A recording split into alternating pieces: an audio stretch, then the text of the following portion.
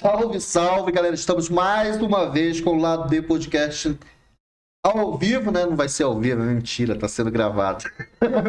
Mas continuamos aqui na saga, em perseguição do cancelamento. E o nosso convidado hoje aqui é o Janser, Vitor Janser. Caraca, meu irmão. Antes de tudo, né? Primeiramente, obrigado, né? Disponibilizar esse tempo. A gente sabe que o dia a dia é corrido pra caramba, principalmente quando tá arrumando treta, né? Tem que ficar correndo mais. Mas eu quero agradecer pra caramba a oportunidade de a gente poder bater esse papo aqui, falar um pouco mais sobre política, né? Política é que a gente fala, é a ciência da libertação, né? O bom pensador político, ele se liberta, ele não fica preso ao pragmatismo do processo corrompido que é hoje, né? Antes de tudo, e meus agradecimentos, né? Pela oportunidade de a gente conseguir ter se falado e marcado esse tempo. Primeiramente, eu quero agradecer pela oportunidade de estar aqui com vocês. É uma grande honra vocês terem feito um grande trabalho aí, né? Pela verdade, porque hoje a gente busca pessoas que digam a verdade, né? E vocês realmente têm feito esse trabalho. Então, primeiramente, quero agradecer aí. E vamos pra cima, em busca do cancelamento mais uma vez. E a prova de quem procura lacrar não lucra, nós temos aí uma seleção brasileira eliminadas da Copa do Mundo Feminina. Então, saudações aí à seleção brasileira. Bem-vindo ao seu país de origem. Venha conviver conosco. Mas antes de tudo, cara, acho que aquela pergunta básica, assim, quando a gente fala de política, a gente brinca, né? A gente sabe que tem uns momentos de distração, mas antes de tudo é uma ansiedade da porra, né? Uma ansiedade gigantesca e principalmente de tudo. É uma pressão, tanto interna quanto externa, porque são... A gente fala que a política ele tem uma capacidade tanto de mexer com a nação, com o país, quanto a capacidade de mexer com as próprias emoções individuais, né? A gente procura, não identidade de gênero, mas a gente procura se identificar dentro desse espectro político, né? E a pergunta que a gente faz é aquela primeira pergunta, assim, hoje qual é o posicionamento do Vitor Janser, politicamente? Então, realmente a política ela é uma guerra, né, assim, e não são todas as pessoas que foram chamadas para estar nesse meio. Eu acho que todo mundo é chamado para se posicionar politicamente, porque tem aquela frase, né, aqueles que não gostam de política serão governados por aqueles que gostam. Então, realmente a política, ela é importante, mas para você estar na arena política, aí já é uma outra coisa, né? Porque, de fato, é um embate a todo momento, é uma guerra ali, realmente, de muitas narrativas, da verdade contra a mentira, para nós que somos cristãos, do bem contra o mal, a todo momento. Então, eu tenho uma formação cristã, sou evangélico, então, nasci nesse entendimento, a minha cosmovisão, né, parte ali do cristianismo. Então, tudo aquilo que eu acredito, que eu fundamento, toda a minha vida está baseada nisso, na minha fé. Então, obviamente, por ser um cristão evangélico, eu estou do lado conservador da história, né? Porque não tem como você ser um cristão e apoiar pautas como aborto, ideologia de gênero, as pautas progressistas em geral. E economicamente falando, não tem como você ser um esquerdista. Afinal, o cristianismo, ele é aquele que trouxe de fato um entendimento sobre liberdade, né? O cristianismo é o grande fundador do mundo ocidental, que prega essa democracia, liberdade, né? Tem até um versículo em Gálatas que fala, né? Se o Filho vos libertar, de fato vocês serão livres. Então, o cristianismo, ele é mais do que uma religião, é um estilo de vida que fala sobre liberdade, né? Deus deu a escolha para Adão e Eva entre o bem e o mal. Ele deu uma escolha para eles escolheram.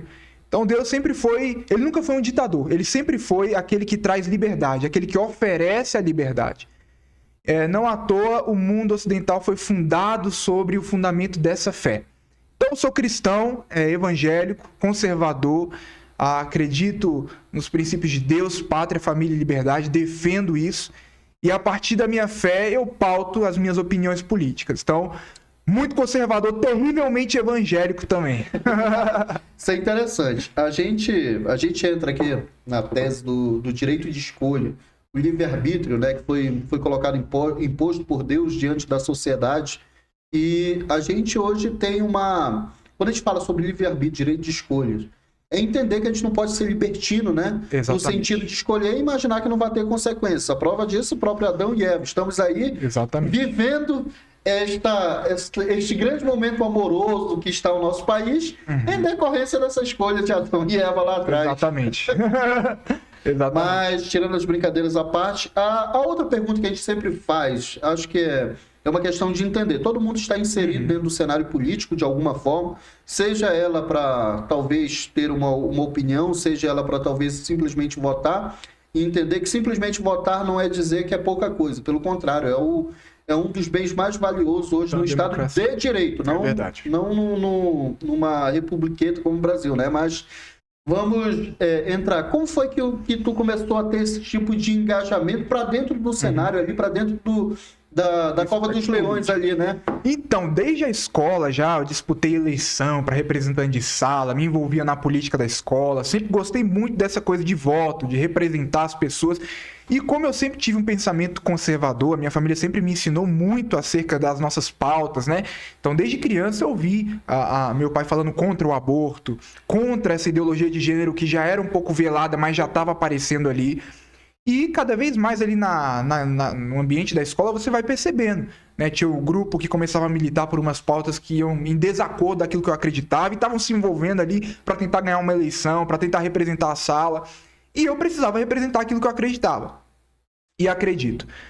Então, comecei a disputar ali na escola, participar, né, conversar e fui caminhando. Em 2016, eu comecei a acompanhar a eleição do Trump lá nos Estados Unidos, né? Fiquei por dentro dessa eleição, né? Mas antes disso já acompanhei aquela primeira eleição lá, que foi basicamente, eu chamo de a minha primeira eleição que eu realmente acompanhei aqui no Brasil, que foi aquela entre Dilma e Aécio, né? Então desde lá já me posicionava contra o PT, chorei, né? Quando o PT ganhou, era pequeno na época e já odiava o PT. Minha avó sempre foi muito antipetista e ela dizia que a avó dela dizia pra ela, nunca vote um comunista. E aí eu, garoto de 12 anos lá, fiquei super triste quando o PT ganhou, né? Como eu falei, mas eu comecei a acompanhar dali. Aí em 2016, eu vejo o Trump, né, chegando ali nos Estados Unidos e representando mesmo essa ala conservadora que a gente não tinha aqui no Brasil, né? A gente era antipetista. Antipetismo, não queríamos o PT, né, naquela eleição lá do Aécio, mas o Aécio não representava os anseios, né, da grande maioria da população que é conservadora, que não quer o aborto, que não quer a ideologia de gênero, e ele não representava isso, a gente só queria tirar o PT. Mas ali em 2016, quando a gente vê aquela onda nos Estados Unidos, né, falando ali sobre Deus, falando sobre o conservadorismo, contra o aborto, contra essa ideologia de gênero, aí eu me identifiquei, eu falei, cara, essa é a minha ala política, é isso que eu acredito no quesito política.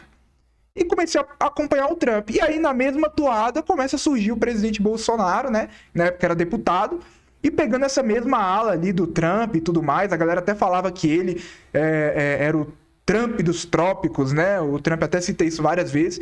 E aí eu passei a acompanhar o presidente Bolsonaro, na época deputado, defendi ele na escola. Eu lembro que na época era tudo muito novo, né, acerca do Bolsonaro, então essa questão de armas era um tabu enorme, até dentro da igreja. Né? As pessoas não sabiam como se posicionar sobre isso. Porque foi muito tempo de doutrinação que as pessoas sofreram, muito tempo de professor enfiando na cabeça dos alunos contra a questão do armamento, a favor de aborto, a favor dessas demais coisas. A gente foi pego de surpresa ali com o Bolsonaro, mas ele representava aquilo que eu tinha sido ensinado durante toda a minha vida e, de fato, era esse posicionamento conservador. Então, passei a acompanhar e com 17 anos, não precisava tirar o título de eleitor, tirei o título de eleitor. Lembro até hoje que eu fui o último a tirar o título de eleitor no TSE, o último dia. A equipe bateu palma pra mim, tava todo mundo cansado lá na época lá, porque realmente, assim, tinha uma fila enorme, eu fui o último de fato, mas não abri mão. Todo mundo falando, cara, deixa pra depois, já tá ficando tarde, tem muita gente pra ser atendida ainda. Eu falei, não, eu vou tirar porque eu quero votar no presidente Bolsonaro. E, graças a Deus, votei naquela eleição, ele saiu vitorioso, né? E foi uma vitória, assim, mais do que a vitória de um candidato, né? A vitória do Bolsonaro representou aquilo que a gente acreditava como cristão, aquilo que a gente acreditava, aquilo que eu, particularmente, assim, falando de uma maneira individual, aquilo que eu sonhava para o meu país. Então, a vitória do Bolsonaro, quando eu falo assim, que o Bolsonaro, ele, para mim, é muito mais do que o político. Ele representou aquilo que a gente acreditava. Então, para mim, foi incrível aquilo, e daí eu passei a mergulhar na política, né? Mas eu sempre tive envolvimento. Mas na política nacional, o surgimento do Bolsonaro foi o grande start para que eu mergulhasse de vez e passasse a me importar mais ainda com o meu país, né? Foi basicamente isso que aconteceu. Isso é interessante, né? A galera fala que a onda bolsonarista, né? Que é o termo, a rotulação que a mídia impregnou, essa onda bolsonarista, ela trouxe de uma certa forma um tipo de discussão, né? A gente costuma dizer que os conservadores liberais, principalmente ali quem está da ala de centro à direita, ele precisa dessa discussão, ele precisa desse debate. Isso é o oxigênio da formação política. É uma coisa que a gente não se vê muito dentro dos processos sociais-democratas, que estão ali um pouco mais de centro-esquerda. E a gente começa a ver, por exemplo, a gente teve aqui um evento, um episódio, a qual vocês participaram da Conune, né? Participamos. Participaram. Tenso, mas participamos. Vocês foram dentro do processo da Conune. Isso... relativamente, por exemplo, o ambiente educacional no Brasil, ele tem uma responsabilidade de levar o debate, de ter essa diversidade. E quando a gente fala de diversidade, a gente não está aqui entrando em pautas identitárias, a gente não está entrando em pautas de comportamentais, a gente está entrando em pautas de pensamentos. Quando a gente vai para dentro das universidades, essa discussão ela deveria ser um pouco mais aflorada, no sentido de ter ponto contra ponto e gerar o debate. Com certeza. O que acontece? A gente vive um processo educacional, a qual você falou que já tinha alunos que estavam ali disputando um processo seletivo eleitoral dentro do próprio ambiente educacional, onde já se tinha esses tipos de pensamentos. Aí a pergunta que a gente faz, baseada em toda essa tese, seria o quê? Como que nós chegamos a este ponto de ter um sistema educacional viesado? Dizendo, eu tenho um lado e não abro mão deste lado. Qual é que é a tua leitura, principalmente nesse ambiente educacional? Então, na verdade, a esquerda, há muito tempo atrás, né? Eles começaram, pelo menos só aqui no Brasil, há 50 anos atrás, 40 anos atrás, a criar uma narrativa, um discurso, né? De que aquela ideia de tomar pela força as coisas, ela não era viável. Então, eles precisavam ir para o sistema educacional, precisavam fazer discípulos ali para que futuramente esses aí tivessem assumindo a posição de poder e dali manifestando a ideia deles. Então, foi isso que aconteceu no Brasil. Né? Enquanto nós estávamos ali no período do regime militar, nós tivemos ali pessoas que saíram, foram para universidades fora do país, se formaram, professores e tudo mais, e voltaram com uma ideia e foram para dentro das nossas universidades formar quem hoje está aí no governo da nossa nação, quem hoje está estão nos tribunais, nos lugares altos de poder. Então, o ambiente universitário passou a ter essa hegemonia, enquanto muitas das vezes, até uma questão, por exemplo, quando a gente fala da igreja, por muito tempo se teve um pensamento, né? Jesus está voltando, então você precisa focar nisso. Deixa a sua faculdade para lá, deixa suas coisas para lá, o que importa é que ele está voltando, então vamos ficar aqui na igreja, vamos pregar, e muitas das vezes esse pensamento atrapalhou um pouco. Eu sou cristão, acredito que Jesus está voltando sim, mas eu acredito que a gente tem uma responsabilidade, um mandato cultural. E que a gente precisa assumir esse mandato, senão os maus vão assumir. E foi isso que aconteceu. Então, onde os bons se calam, o mal avança. Então, esse é um princípio básico. Não existe vácuo de espaços no mundo. Se você não ocupar esse espaço com o bem, o mal vai ocupar. Então, por muito tempo, a igreja se afastou da universidade. Por muito tempo, a direita focou apenas no cargo eletivo e não na formação ali das pessoas, do estudante. E esse lugar aberto, que formaria os próximos líderes do país, ficou ali, aberto, no vácuo. E a esquerda aproveitou e aproveitou muito bem. Hoje a gente já está entendendo, né? Depois, principalmente desses 4 anos, né? O professor Olavo de Carvalho falava, né? Que a presidência da República é a cereja do bolo. Ela não é o bolo completo. E que colocar um homem na presidência da República sem ter tomado o sistema educacional, sem estar fazendo debate público nos lugares ali sociais mesmo, no meio das pessoas, na verdade, um suicídio, ele falava, né? Por quê? Porque a gente viu o que aconteceu com o presidente. Nós tínhamos um homem na cadeira da presidência que não conseguia governar o país, porque tinham pessoas abaixo dele que o impediam de fazer isso. Você teve na época da Covid, por exemplo, o presidente ele não pôde, né, o STF o impediu né, de tomar atitudes contra o Covid. E aí depois a esquerda ainda quis colocar a culpa em cima dele. E são pessoas ali que estudaram, se prepararam, foram indicadas e tudo mais, mas estavam ali. Eram pessoas do mundo acadêmico, pessoas que falavam para estudantes, tinham um contato político, por isso foram indicados, né? Que eu saiba, que eu me lembro, não tem juiz lá no STF, a princípio, não tem juiz lá. Então, assim, teve essa indicação.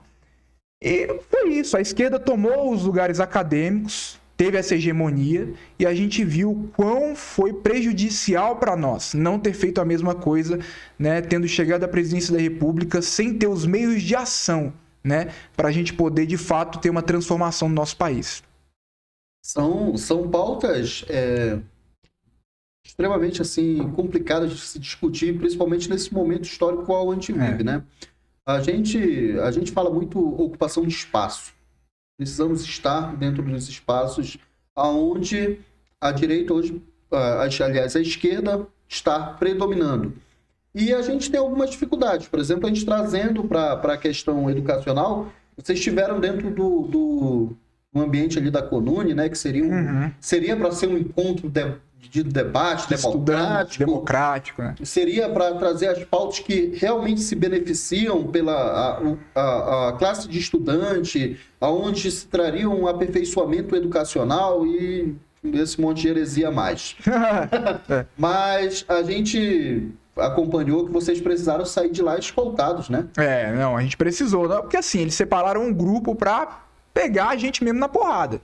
Então a gente teve que chegar perto ali dos policiais e falar, e eles viram, os policiais testemunharam que tinha um grupo, tanto é que esse grupo que eles separaram para ir atrás da gente, os policiais colocaram a gente numa van, falaram, a gente vai escoltar vocês, vai proteger vocês, e esse pessoal ainda desceu atrás da van dos policiais, com 3, 4 policiais cercando a gente ali dentro da van, e eles ainda por cima desceram lá, não sei para tentar fazer o quê, e aí eles foram parados pela polícia. Então assim, é um pessoal super agressivo, é um pessoal que fala em democracia, mas não aceita a opinião divergente.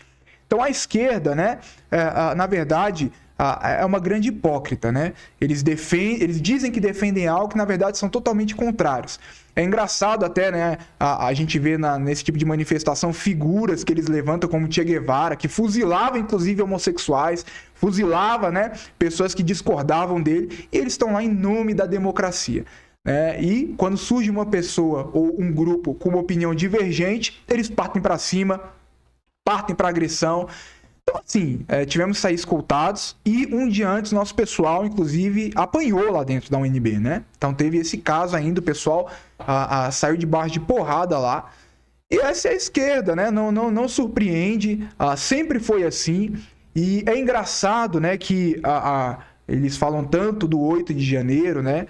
Mas o modus operandi da esquerda de manifestação sempre foi quebradeira, quebra-pau. Inclusive o candidato agora, né, o pré-candidato à prefeitura de São Paulo, né, o Boulos, né, tem vários casos dele invadindo, quebrando vidraça lá na Avenida Paulista. Então, assim, é um invasor nato, né? Então, assim, cara, a esquerda mostra mais uma vez a sua cara, né? Não é surpresa para nós. Então, toda vez que a gente vai para esses lugares, como a gente sabe que não vai ter um debate democrático, a gente já vai preparado. Mas tivemos que sair escoltado de lá, pela galera por conta da galera da democracia e do amor, né? A turma do amor. O amor é tudo, né? O amor, ele fortalece. É maravilhoso. Amor, picanha, né? Mas a gente pega assim, a gente brinca, mas vocês indo para dentro de um ambiente onde já se sabe que não vai ter nenhum tipo de discussão, discussão no sentido de discursar mesmo, referente a um Estado democrático de direito, onde simplesmente há uma única linha de pensamento predominante, não é um pouco se colocar em risco? E por que fazer isso? Então, na verdade, assim, é o que a gente falou sobre a hegemonia dentro das universidades, do sistema educacional. Como eles já estão lá, eles não vão sair de lá de uma vez. Muito pelo contrário, eles querem se perpetuar lá. E a maneira que a gente tem para poder, muitas das vezes, levar uma opinião divergente, porque a gente não parte para agressividade. Quem parte para agressividade são eles por conta da nossa opinião. A gente precisa estar presente lá, porque existem pessoas que estão vendo só por uma ótica, já que a esquerda dominou as universidades. Então eu acredito que é muito mais uma coisa de a gente precisa ser pioneiro nessa de, galera, a gente precisa se posicionar, mesmo que eles não concordem com o que a gente está falando. Nós somos jovens de direita que estão querendo falar na universidade, queremos ter o nosso espaço lá. Então a gente precisa enfrentar. Agora, não é fácil, né? Porque foram anos de hegemonia. Então a gente está quebrando uma barreira. É entrar, é falar, tem todas essas situações agressivas, né, desse pessoal. Mas a gente tem que estar lá, por questão de representatividade mesmo, por questão de que existem jovens lá que estão esperando um outro posicionamento, estão vendo por uma ótica porque só tem um pessoal falando. Então a gente vai estar lá para mostrar uma outra opinião. Então eu acho que essa questão de estar presente para mostrar o contraponto é importante. Hoje a gente sofre tanto nesse sentido por estar na universidade fazendo isso, exatamente porque são anos de hegemonia, como a gente conversou. Mas eu acho que vale o risco por abrir um caminho. Abrir o caminho é sempre assim. Quando você abre um caminho, existem ali muitas das vezes plantas, árvores, pedras no caminho, você vai tirando, vai cortando, vai abrindo. É mais difícil. Mas os outros que vão vir depois vão usufruir de uma estrada pavimentada. Então a minha visão se a gente não fizer agora, talvez os nossos filhos vão apanhar lá dentro para tentar fazer o mesmo, caso eles tenham uma opinião diferente. Então, por que não a gente fazer isso e abrir esse caminho para que os nossos filhos vivam, né, um ambiente acadêmico melhor do que aquele que a gente viveu? Então, a minha opinião é essa. Eu acho que a gente tem que estar por representatividade, para abrir um caminho no meio desse mar de escuridão que viraram, né, as universidades no Brasil. Entrando dessa predominância que a esquerda tem dentro dos movimentos educacionais, dentro dos movimentos sociais, como eles caracterizam, né? Eu costumo dizer que eles não são movimentos sociais, apenas a capa, né? Porque a falácia, quando a gente entra em predominância ali da esquerda, a gente vê que eles têm muita falácia. Sim. E eles, de fato, expressam na conduta, no comportamento, no discurso, essa incoerência que eles representam. Sim. Por exemplo, a gente teve aí um presidente eleito, né? Bastante eleito. Uma diferença de quase 1 milhão de votos, mas foi eleito, né? Complicado. Chegou a um estado e principalmente ali dentro do processo político, a qual ele dizia que ele não tinha amizade com Daniel Ortega, não tinha amizade com Nicolás Maduro, não tinha amizade com a Revolução Cubana, não tinha amizade ali com os chineses, e ele vai para dentro do movimento que é o Foro de São Paulo, que durante muito tempo, para muitas pessoas, isso ainda passou como uma questão utópica, né? Que nunca existiu. Mas a gente sabe que o movimento revolucionário, os revolucionários, eles têm o objetivo de revolucionar, seja ele em qualquer tipo de espectro, seja ele dentro da questão identitária, seja ele na questão da feminilidade da mulher, seja ele através da conduta, do comportamento social do indivíduo, eles tentam revolucionar de qualquer forma. E a gente costuma dizer que eles não pensam a longo prazo. São sempre soluções fáceis para problemas complexos. E o presidente foi para lá dizendo que se sentia orgulhoso de ser chamado comunista. Essa foi uma das falas que mais ganhou audiência, que de uma certa forma rodou por muito mais tempo. Mas só que isso representa um pouco dessa incoerência. Um cara que se julga democrata, social-democrata, não querem rotular ele ali como uma esquerda. Eu digo mais que ele é um pouco da esquerda radical. Ele é o reflexo dessa esquerda radical. E tem um modus operandi da força, da brutalidade, da ignorância, tá? E a gente hoje vive a um passo aonde a gente tem uma direita que é criminalizada, que ela é criminalizada simplesmente pela uma classe midiática, né, que são os meios de comunicação, eles estão ali inseridos, foi através da ocupação de espaço. Sim. Eles foram ocupando espaço. E eles foram entendendo que o meio educacional, midiático, do entretenimento, cultural, seriam pontos essenciais para se estar presente. E hoje, como um cara você que está buscando ali um espaço, atendendo uma filosofia de mais centro-direita, com um viés mais conservador, com uma luta constante contra o meio cultural, contra o meio educacional. Como é se sentir? Eu diria que isso, ser um conservador no Brasil, pelo menos eu vivi muito tempo com esse sentimento, e você ter um pensamento um pouco mais social à direita, ali, um centro à direita, você, de uma certa forma, não poderia falar muito referente a isso. Porque senão eu logo lhe taxar como um fascista. E sendo que o fascismo ele é nada mais do que a caracterização dos progressistas, né? O movimento de Hitler, lá, dos arianos, ele surgiu de um partido socialista, ele não surgiu de um partido de centro-direita, mas rotularam. Beleza, foi um lado da história que foi contada. E não teve esse contraponto. Você conviveu no meio do centro educacional, e o que levou você a ter esse contraponto? Além da base familiar, que a gente entende que é muito importante, mas o que te levou a esse contraponto de dizer, porra, estudou sociologia na escola, primeiras pessoas que tu ouve falar é sobre Marx e Engels. Como que você teve esse contraponto de conhecimento filosófico, além dessa arapuca educacional que a gente tem social-democrata? Então, né, primeiramente porque eu vi que eles estavam querendo impor a opinião deles, né? Então, assim, você tem a sua opinião divergente ali, eles querem impor a opinião deles a todo custo. E eles não querem que você tenha uma opinião divergente. Então, isso falou, não, eu vou falar algo diferente sim, porque não tem só esse viés de entendimento, não tem só esse pensamento. Agora, assim, viver no Brasil hoje como conservador é um tanto, assim, desafiador. Na verdade, tudo é desafiador na vida. Mas hoje, de fato, você tem uma direita que está sendo criminalizada, né? Então, assim, a gente vive um estado onde, de fato, as pessoas que são conservadoras tendem a ser perseguidas aqui, né? Você tem pessoas que estão há meses presas, sem o devido processo legal, sem terem a sua pena individualizada, o seu julgamento individualizado, pessoas que estão presas.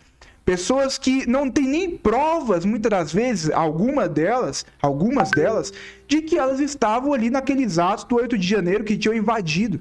Então, o simples fato delas estarem em uma manifestação que não foi a do 8 de janeiro, mas era a do QG, o próprio ministro do Lula, na época, disse que as pessoas que estavam no QG, nem todas foram lá pro 8 de janeiro. Então eu tô falando dessas que ficaram lá, algumas dessas pessoas que ficaram lá, que nem participaram dos atos do dia 8 de janeiro, elas foram presas. E elas não estão tendo a oportunidade, a presunção da inocência. Então isso nos assusta, porque quando você tem um estado onde existem presos políticos, então você já não tem um estado democrático de direito, é um estado de exceção. Então, ser conservador hoje no Brasil é um desafio. Porque você tem pessoas que têm a nossa opinião e estão presas por ter essa opinião. E aí você tem a vergonha. Você tem a vergonha de ter sobre o comando da nação um homem que foi preso por corrupção, que se abraça com ditadores, um homem que fere a todos os momentos os direitos humanos, dizendo que a questão da Venezuela foi uma narrativa, enquanto diversas pessoas da Venezuela atravessam a fronteira com fome, com seus filhos, para tentar fugir do regime sanguinário do Maduro, o presidente do Brasil diz que é apenas uma narrativa. Então você tem a vergonha de ter um governo que abraça esses ditadores. Isso é assustador, né? Então, assim, enquanto o mundo olha para esses regimes e acusa esses regimes e mostra o quão eles são deploráveis, você tem um presidente aqui que abraça e concorda com o que está acontecendo lá. Então, que diz que ser comunista é um orgulho para ele. O comunismo que matou mais de 100 milhões no século passado. É muito doido o que a gente está vivendo no Brasil. Eu falo assim, que são tempos sombrios, mas com fé em Deus as coisas vão mudar, né? A gente tem fé, mas hoje ser um conservador no país é muito complicado. Mas vamos para cima, eu creio, né?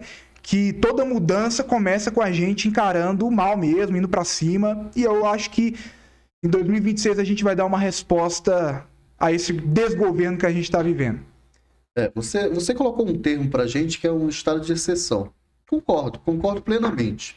Mas quando a gente fala em estado de exceção, a gente vem pela caracterização. Por exemplo, eu acho que a primeira questão ali são a questão dos presos, que estão devidos sem o seu processo legal, sem o E seu eu quero reiterar que aqueles que quebraram as coisas, aqueles que invadiram lá, devem pagar.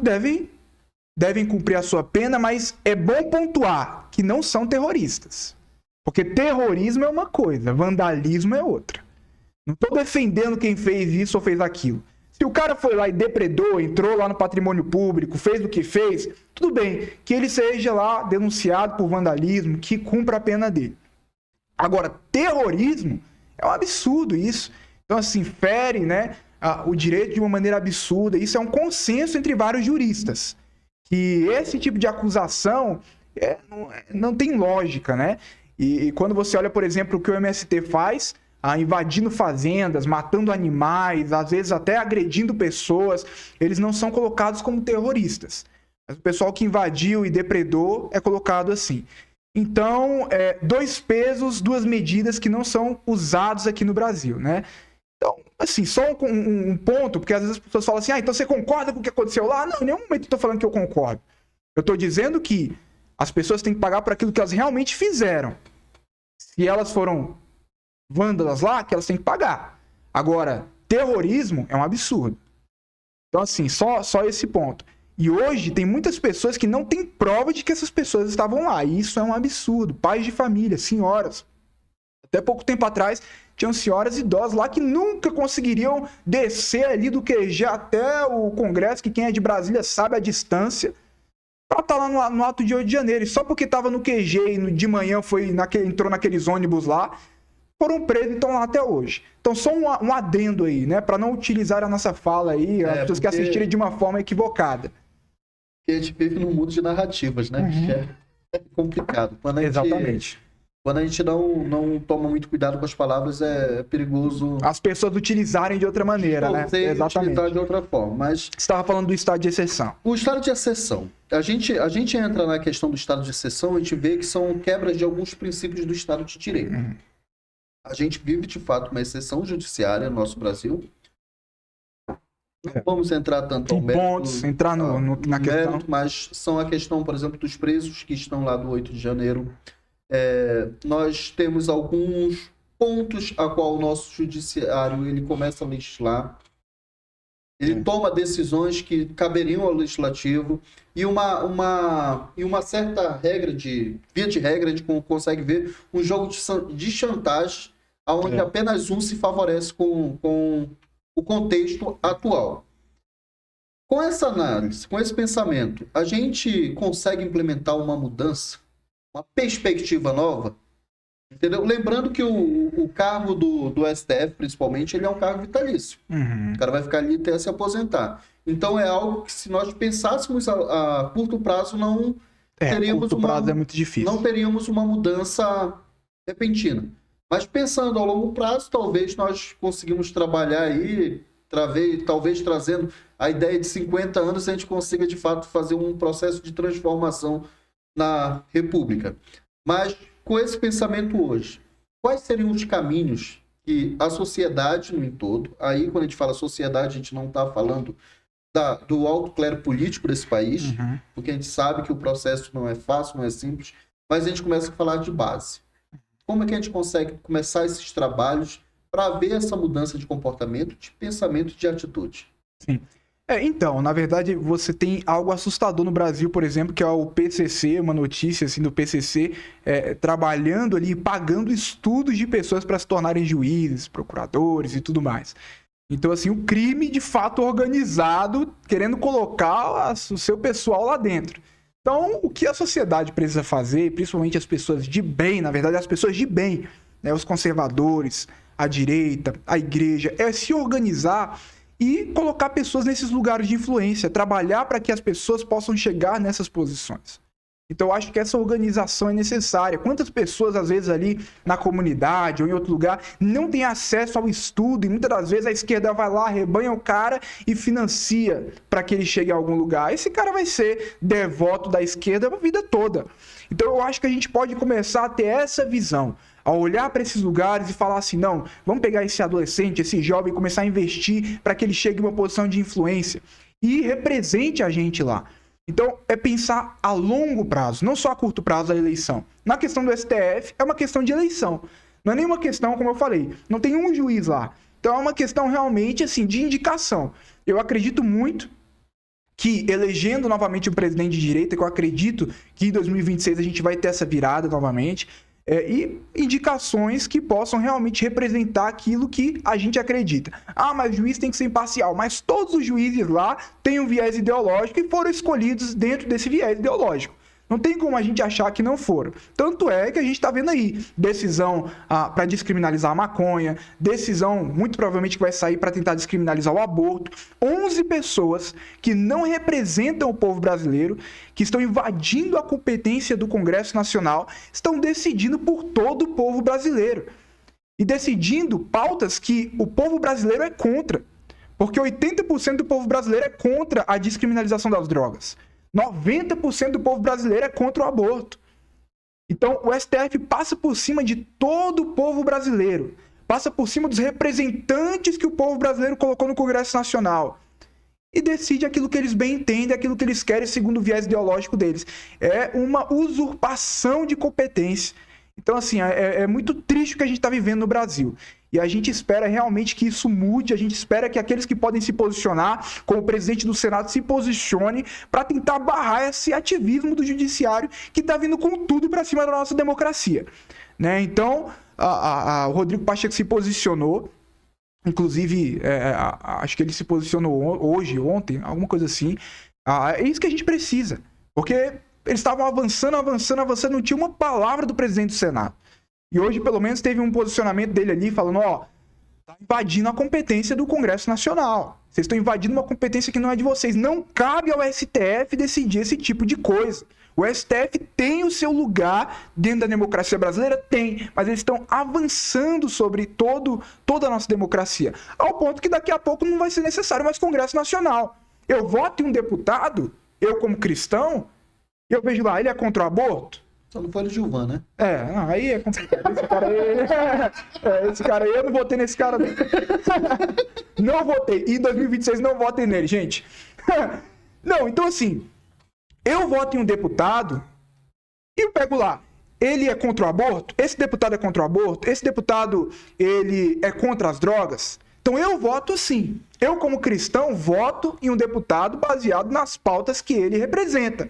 Se ele é contra o aborto, se ele é contra as drogas. Aí a gente elege o deputado. Aí vai o STF e é quem decide isso. O STF vai lá, passa por cima dos representantes do Congresso e decide. Então, assim, realmente a gente precisa de uma mudança. O que eu acredito? Nessa questão de lugares de influência, a sociedade, a igreja, os conservadores passarem a se importar com esses locais, não apenas com a política, mas com esses locais de influência. E no STF é uma virada de chave na eleição de 2026 mesmo. E a gente crê que alguém que representa aquilo que a gente acredita vai entrar lá e vai mudar esse quadro. Indicar pessoas honestas, corretas, pessoas que representam aquilo que a gente acredita e pessoas que entendam o lugar do Supremo Tribunal Federal, que é o lugar, né, de guardião da Constituição e não de legislador, como está acontecendo hoje no Brasil. A gente... Primeiro pra gente só deixar claro, essa parada de guardião de legislação só é no Brasil que existe. Também é verdade. Isso aí é um ponto. Só é no Brasil. E é uma coisa muito ampla também, né? Então, assim, a gente não tem fundamento legal para entrar dentro de uma discussão um pouco detalhista, porque eu sou um pouco de conceito. Legislação, ela não é para ser interpretativa, é para ser aplicada. O direito aplicado. Conceito básico ali para quem quer fazer qualquer faculdade de direito. É aplicar, não interpretar. Hoje a gente há uma distorção que tudo se questiona nesse país. É verdade. Tudo é motivo para discussão. Então, o que se traz de discussão não se traz solução. E o que não está resolvido está. Então, a gente acaba se perdendo muito dentro desse contexto. E, usando isso, a gente tem, por exemplo, a questão da descriminalização das drogas. Eu, particularmente, sou contra de qualquer tipo de contexto. a não ser o meio medicinal, que a gente precisa ali ter uns laudos da Anvisa, alguma coisa nesse sentido, em termos mais técnicos. Na verdade, a esquerda tenta usar isso para entrar na questão de uso pessoal, né? Para efeito medicinal. Agora, o cara poder estar portando até 60 gramas de maconha, aí já é uma outra coisa. Para mim já é outra questão. Primeiro, porque vamos entrar numa situação aqui, um exemplo. O pobrezinho que não tem dinheiro hoje para conseguir comprar na Renner, na própria Riachuelo ou na C&A, porque o custo tributário está alto, o custo operacional da operação está alto e os preços naturalmente sobem devido à inflação. Beleza. Esse cara resolve comprar lá na Shein, na Shopee, ele usa a internet para comprar e a partir de um ponto ele está sendo taxado. Vai ser cobrado 60%, dependendo do frete, transporte, tudo isso vai ficar um pouco mais caro do que a compra física. Isso não é fortalecimento da economia interna. Pelo contrário, é fechar o mercado para a economia externa. Sim. Primeiro ponto. Aí a gente pega a descriminalização das drogas. Beleza. Eu te dou autorização para te carregar 50 gramas de maconha. Tu sai daqui com 50 gramas de maconha. Cenário hipotético, tá? Não sou vendedor de maconha. Não, sim. Estou lhe vendendo essa maconha. Você sai daqui com 60 gramas pesado, com balanço de precisão, a porra toda. Você foi. O traficante, o cara que está cometendo o crime, ele está sendo taxado, pô. Exatamente. É uma regularização unilateral do sistema econômico que a gente sabe que destrói vidas, que faz importação de drogas.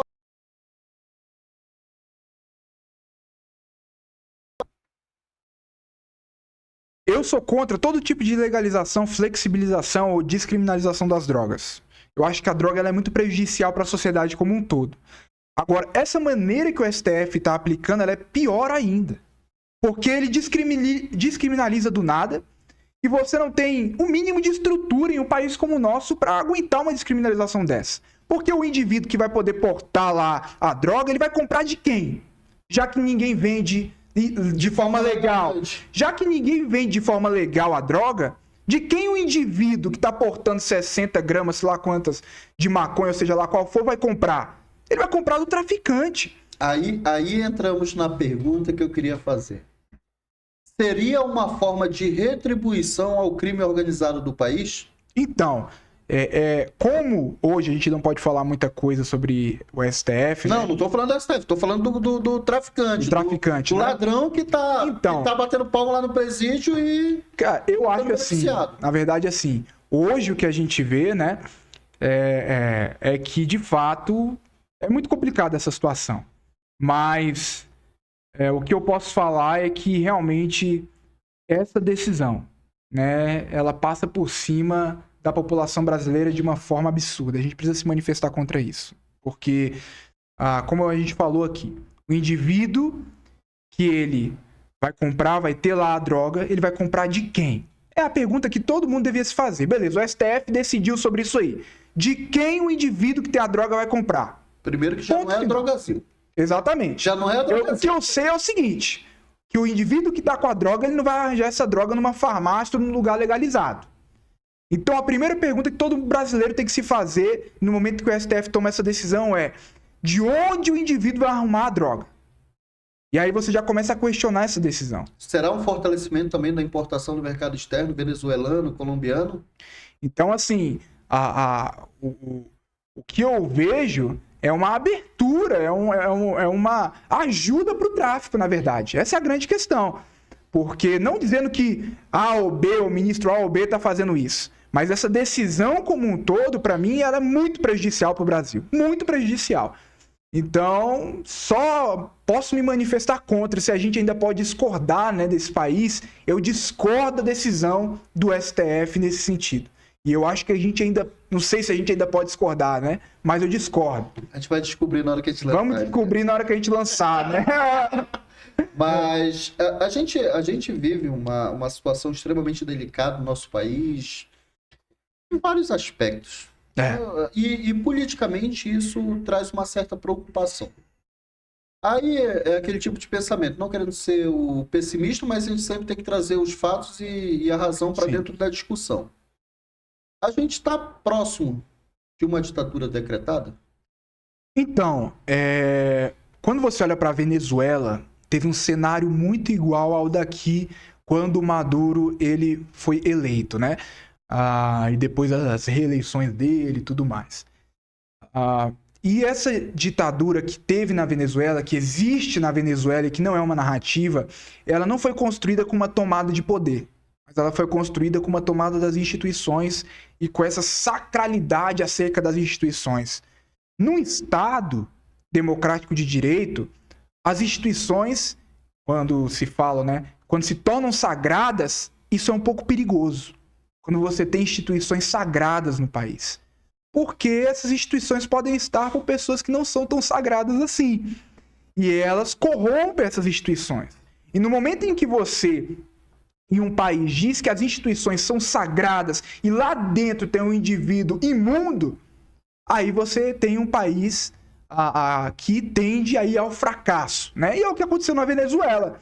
Você tinha pessoas totalmente de um viés totalmente terrível ali nas instituições da Venezuela, na Suprema Corte da Venezuela, no próprio governo da Venezuela, e ao ponto de que aquele pensamento, aquele viés ideológico predominou, e eles foram tomando decisões e passando por cima uma democracia velada, né? As pessoas acham que tem poder de decisão, mas no final das contas não tem um poder assim.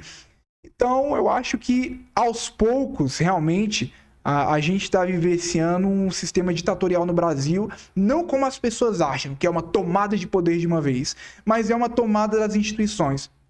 No momento em que você tem o crime organizado mobilizando para colocar juízes pelo país, isso é gravíssimo. Você começa a entender que tem algo de muito errado nesse país. Porque então quer dizer que o juiz que vai julgar o caso lá do traficante... Vai devolver o helicóptero? Vai devolver, pois é, vai decidir em favor do traficante. Então, assim, esse país tem alguma coisa de muito errado com esse país. Então, eu acho que a gente pode estar próximo, sim.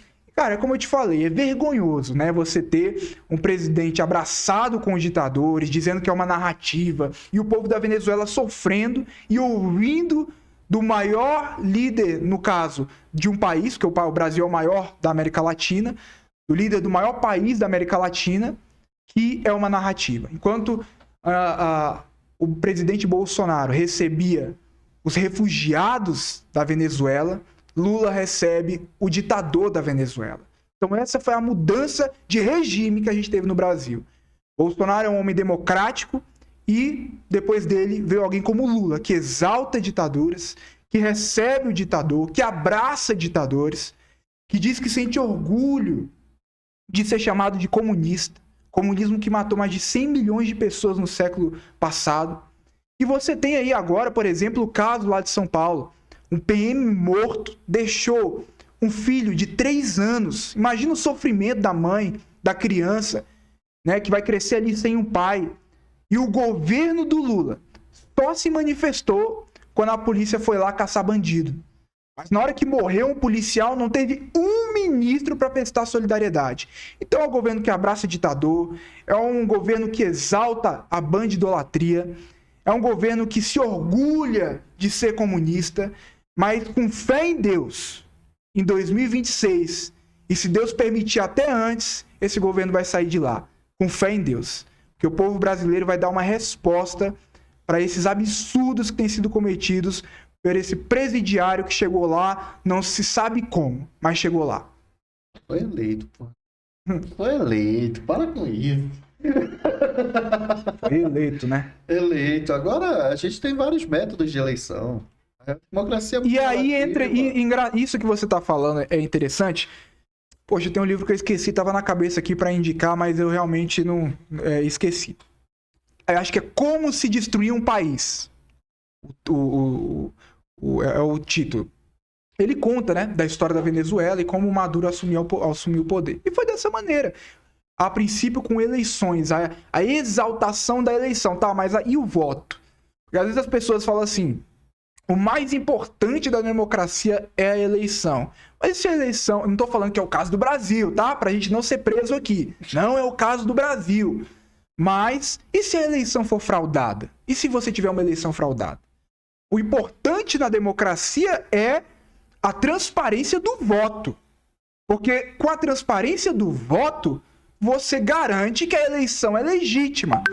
E o que o presidente Bolsonaro pediu, né, aqueles que o chamavam de ditador, foi transparência no voto. Isso é garantir a democracia.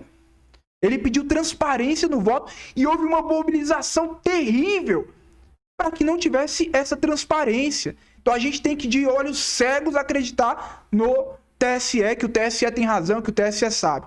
Então o presidente Bolsonaro, sendo um homem democrático como é, ele pediu transparência, não foi oferecida essa transparência e pior, pessoas aí do alto clero do nosso país trabalharam para que não tivesse essa transparência. Aí quando se questiona a eleição, que, por sinal, em uma verdadeira democracia você pode questionar tudo. Questionar não é crime. E tá virando crime no Brasil. E o que aconteceu foi, eles lutaram para que não tivesse essa transparência no voto, como nós queríamos, e quando se questiona a eleição, você é tido como um antidemocrático, você é tido como um criminoso. Então, assim, isso me assusta, porque quando a gente olha para essas democracias aqui da América Latina, que se tornaram depois ditaduras, o que aconteceu foi isso aí. A princípio, eleições livres, que o povo vai lá, vota, e o cara tem 90% de aprovação, vence às vezes por uma margem apertada, sendo que ele tinha uma reprovação imensa da população, como é o caso do Maduro. Então, eu oro a Deus, eu tenho fé em Deus, que a gente não vai entrar numa ditadura, mas os mecanismos que estão sendo usados são os mesmos para tentar aplicar uma aqui no Brasil, ao meu ver. Mas basicamente é isso, é o culto à personalidade, né? É um culto à personalidade. A esquerda, ela trabalha muito essa questão do culto à personalidade. Então, a confiança exacerbada em cima de algo que você não tem controle, que você não vê, não tem transparência. Mas isso, de fato, é muito perigoso. Antes eu gravei um vídeo, foi até determinação, mas foda-se, já passou mesmo, eu vou falar de novo. A gente gravou um vídeo referente à PL 2630. Uhum. A PL 2630, ela foi colocada ali como a PL da censura, blá, blá, toda aquela discussão. Não passou. Beleza. Eu fiz uma pergunta nesse vídeo que seria... Estão querendo colocar em pauta de novo. Não, vai voltar. Isso é natural. Eu fiz uma pergunta na gravação desse vídeo que era: o que está na PL 2630? Ela dava 14 páginas, te deu uma relida em tudo e tal. O que estava naquela PL que ainda não tinha sido feito? O que estava ali que não tinha sido feito ainda? É uma pergunta ou você tá... É uma pergunta. Então, na verdade, assim, desde que o governo Lula ele entrou, eles estão achando mecanismos, estão procurando mecanismo, desde que eles entraram, para tentar impedir aquilo que aconteceu com eles há alguns anos atrás, que foi o advento da internet. Aí você teve o impeachment da Dilma, com aquelas manifestações que eram organizadas via internet. Lembrando que a internet foi responsável pelos grandes movimentos de direita no nosso país. Quando se derrubou a Dilma, as manifestações, como você disse, eram marcadas pela internet. A ascensão do presidente Bolsonaro, que só tinha 9 segundos de TV, se eu não me engano, 9 ou 14 segundos, era via internet. A campanha dele foi via internet. Então o PT entrou com essa pauta de tentar silenciar a direita, de tentar calar esse segmento que é tão forte na internet. Então eles colocaram ali algumas coisas. E dentre elas, né, vários absurdos. Como, por exemplo, ali um órgão do governo federal que iria definir o que a plataforma devia aceitar ou não devia aceitar, o que a gente poderia ou não falar. E aí você tinha uma série de absurdos, por exemplo, na questão de, por exemplo, assim, intolerância ou discriminação, ou discurso de ódio. E hoje tudo é discurso de ódio. Então, qualquer coisa que você afirma, o governo poderia falar: não, isso aqui é discurso de ódio. E você tem agora, assim, eu vou falar com todas as letras, o Lula é um ditador.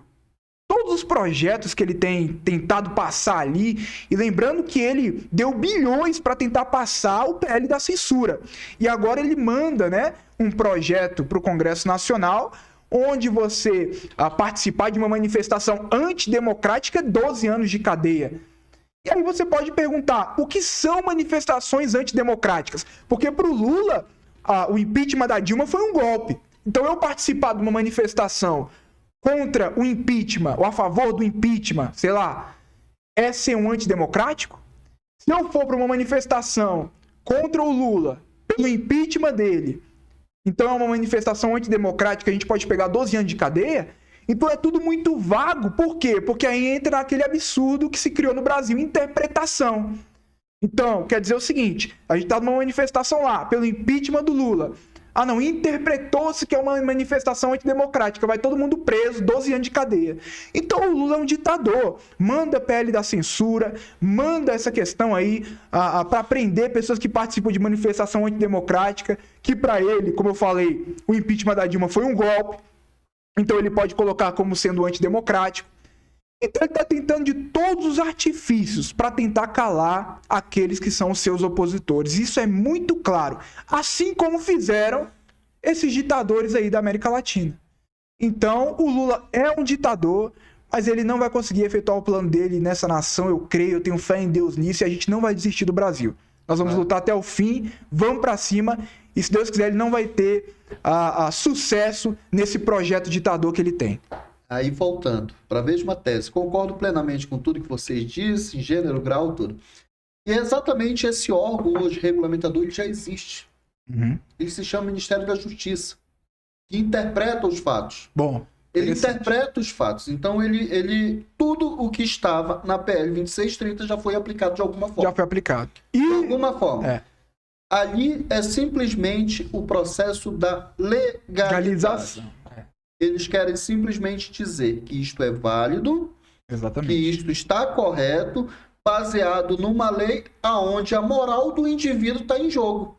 É. Porque hoje o ser humano ele não consegue definir o seu conceito moral, exatamente, sem que esteja uma diretriz na legislação para dizer para ele, por exemplo, o aborto no conceito moral é totalmente errado.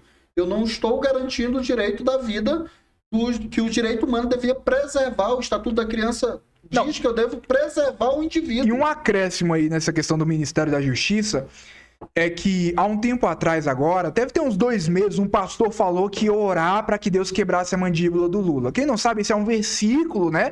Acerca ali, um versículo bíblico, e o pastor citou que ia orar para isso. Você pode concordar, discordar da afirmação do pastor, mas aí o Flávio Dino respondeu o vídeo dizendo que ia enviar o caso para a PF. Cara, em nenhum momento o pastor disse que ia lá quebrar a mandíbula do Lula. Ele em nenhum momento disse para uma outra pessoa ir lá e quebrar a mandíbula do Lula. Ele falou que ia orar a Deus. Mas tem medo, será de Deus? Não. Ele falou que ia orar a Deus para que Deus fizesse isso. Então quer dizer o quê? Que o pastor está incentivando Deus à violência, segundo o Flávio Dino? Então não tem sentido. Mas eles querem aprovar o PL da censura para dar legalidade ao que eles estão fazendo de ilegal. Porque é ilegal. Passando por cima da Constituição, da liberdade de expressão e calando as pessoas.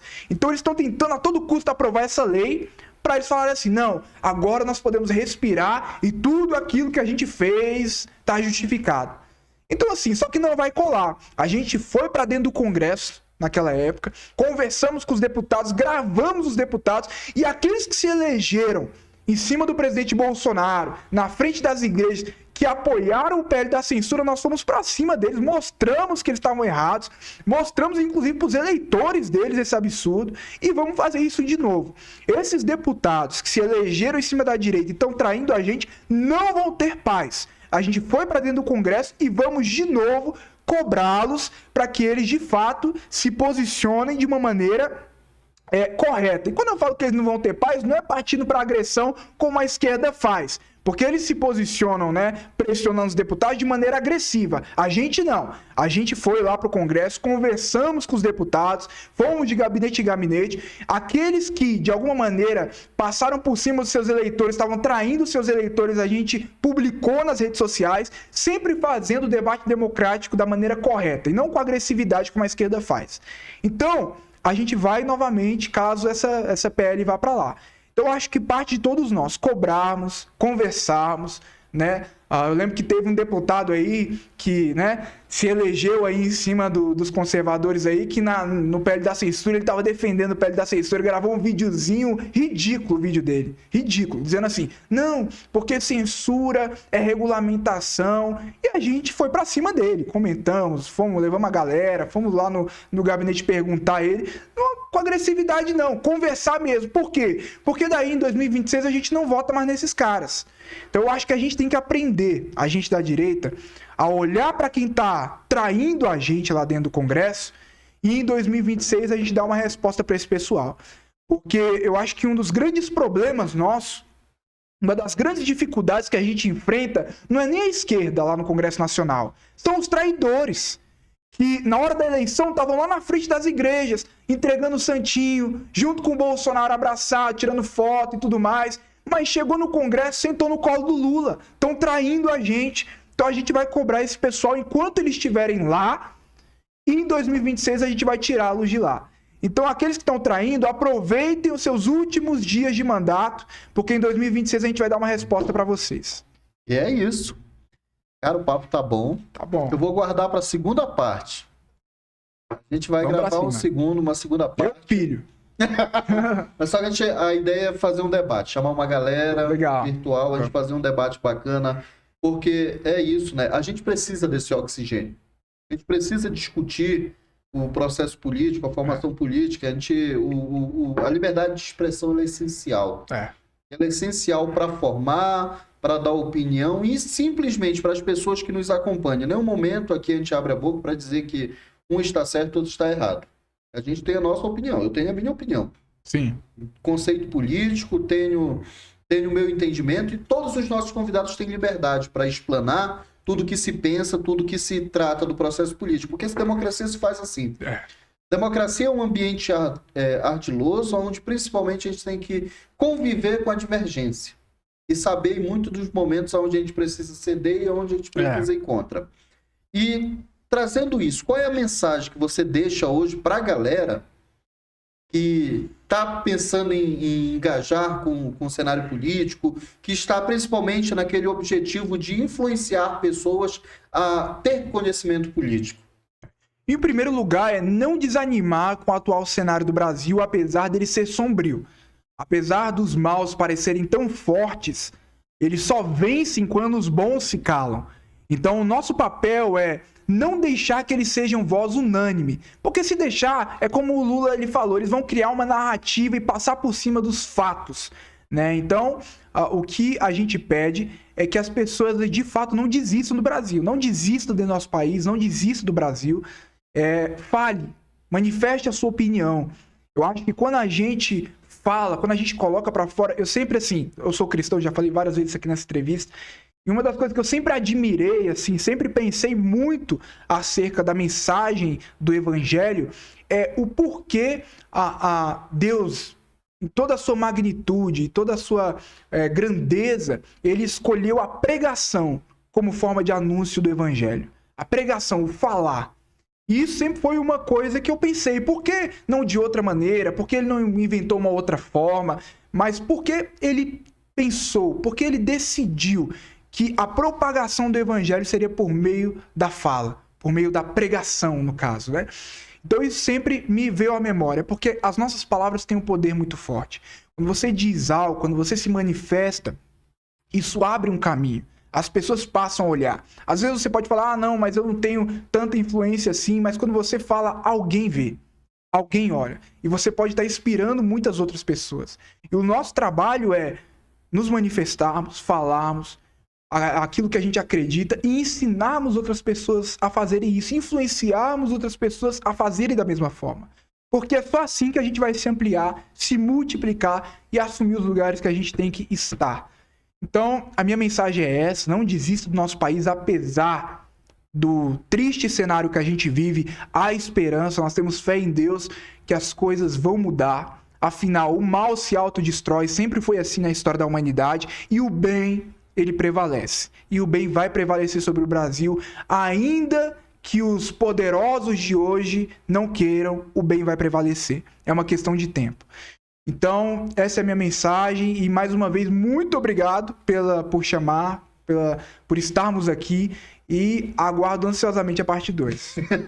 É isso, galera. Para você que acompanhou a gente até aqui, convido você a se inscrever no nosso canal, deixar o seu comentário, compartilhar com aquele amigo que tá que discorde da gente. Ele tem oportunidade, aqui a gente se discute. A gente não agride. Abraço e muito amor para vocês. Valeu, forte abraço. Tchau, tchau.